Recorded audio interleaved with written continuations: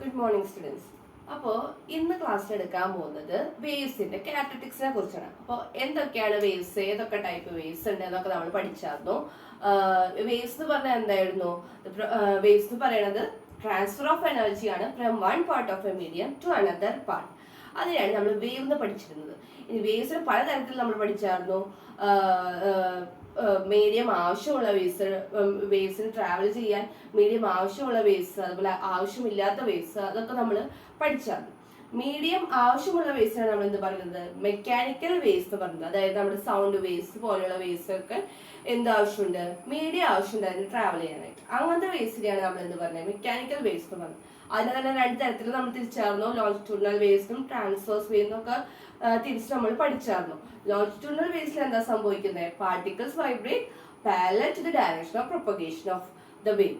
പക്ഷെ ട്രാൻസ്വേഴ്സ് വേവിൽ എന്താ സംഭവിക്കുന്നത്? Particles vibrate perpendicular to the direction of propagation of wave. ഇത്രയും കാര്യങ്ങളാണ് നമ്മൾ പഠിച്ചിരുന്നത്. ഇനി ഒരു വേവ്സിന് എന്തൊക്കെ പ്രത്യേകതകൾ അല്ലെങ്കിൽ കാറ്റഗറിക്സ് ഉണ്ടാവുന്നതാണ് ഈ ക്ലാസ്സിൽ പഠിക്കാൻ പോകുന്നത്. അപ്പോൾ ഇതൊരു വേവ്. ഈ വേവ് നോക്കിക്കഴിഞ്ഞാൽ നമ്മൾ ഒരു ഡിസ്പ്ലേസ്മെന്റ് ടൈം ഗ്രാഫാണ് വെച്ചേക്കുന്ന ഒരു വേവിന്റെ. അപ്പൊ നോക്കിക്കഴിഞ്ഞാൽ ഇവിടുത്തെ ആംപ്ലിറ്റ്യൂഡ് എന്ന് പറയുന്നത് ആദ്യത്തെ കാറ്റഗറിക്സ് നമ്മൾ പഠിക്കുന്നത് ആംപ്ലിറ്റ്യൂഡ് ആണ്. എന്താണ് ആംപ്ലിറ്റ്യൂഡ്? അപ്പൊ നമ്മൾ ഈ ഒരു ഗ്രാഫിൽ നോക്കിക്കഴിഞ്ഞു കഴിഞ്ഞാൽ എ എന്ന് പറഞ്ഞ പോയിന്റ് ഉണ്ട്, B C D E F വരെ പോയിന്റ്സ് ഉണ്ട്. അതിൽ ഏറ്റവും മാക്സിമം ഡിസ്പ്ലേസ്മെന്റ് തരുന്ന പോയിന്റ്സ് ഏതൊക്കെയാ?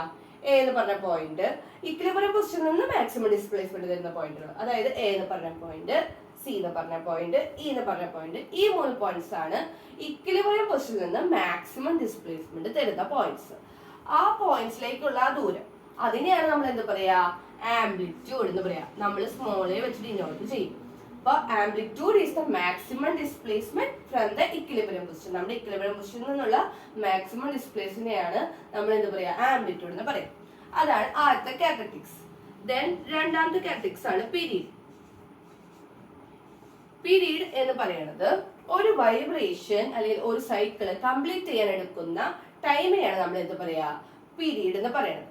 അപ്പോ ഈ വേവിന്റെ കേസ് നോക്കിക്കഴിഞ്ഞാൽ ഇതാണ്, ഇവിടെ തുടങ്ങി ഇങ്ങനെ പോയി ഇവിടെ അവസാനിക്കുമ്പോഴാണ് അതൊരു വൈബ്രേഷൻ കംപ്ലീറ്റ് ചെയ്യുന്നത് അല്ലെങ്കിൽ ഒരു സൈക്കിൾ കംപ്ലീറ്റ് ചെയ്യുന്നത്. അതിനെടുക്കുന്ന ടൈം.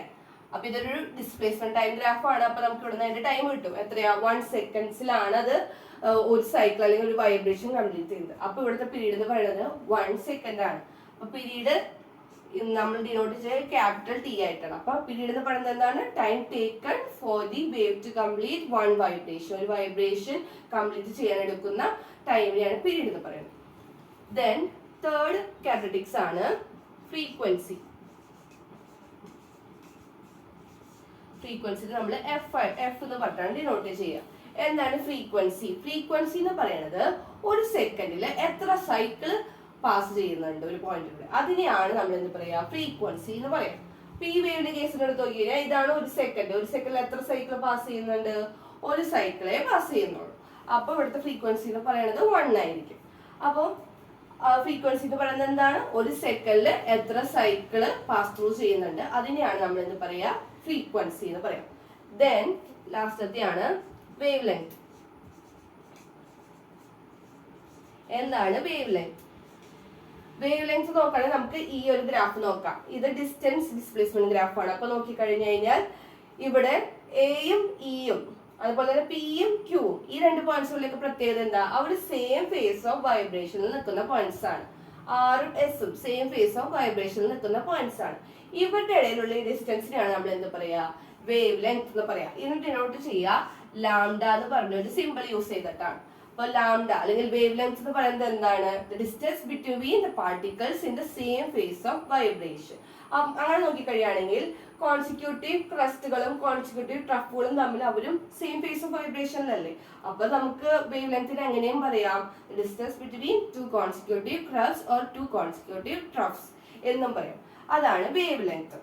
അപ്പൊ ആദ്യം പറഞ്ഞത് ആംപ്ലിറ്റ്യൂഡ്. ആംപ്ലിറ്റ്യൂഡ് എന്തായിരുന്നു? Maximum displacement from the equilibrium position. Then period എന്ന് പറയുന്നത് time taken to complete one vibration. Then frequency എന്ന് പറയുന്നത് the number of cycles that pass through in 1 seconds. Then wavelength എന്ന് പറയുന്നത് എന്താ? Distance between particles of same phase of vibration, അല്ലെങ്കിൽ എന്താ പറയാം distance between two consecutive crusts or two consecutive troughs. ഈ 4 എണ്ണമാണ് മെയിൻ ആയിട്ടുള്ള ക്യാരക്ടറിസ്റ്റിക്സ്. ഇത് പഠിച്ചു കഴിഞ്ഞാൽ നമുക്ക് എന്താ സ്പീഡ് ഓഫ് ദ വേവ് ഒക്കെ കണ്ടുപിടിക്കാൻ പറ്റത്തുള്ളൂ. അപ്പോൾ ഇതുവരെയുള്ളതെല്ലാം മനസ്സിലായെന്ന് വിചാരിക്കുന്നു. ബാക്കി നമുക്ക് അടുത്ത ക്ലാസ്സിൽ കാണാം. Thank you.